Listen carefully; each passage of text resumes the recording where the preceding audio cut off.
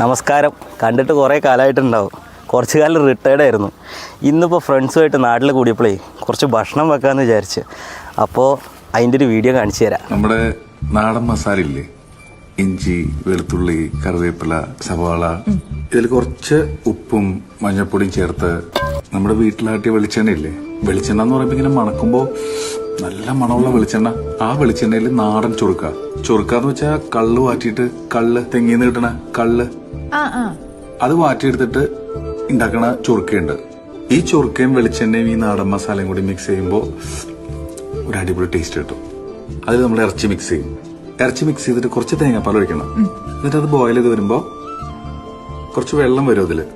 ആ വെള്ളത്തില് ഗ്രാമ്പൂ, കറുകപ്പട്ട, ജീരകം, തക്കോലം അതൊക്കെ ഇട്ടിട്ട് അതിൽ റൈസ് വയ്ക്കണം.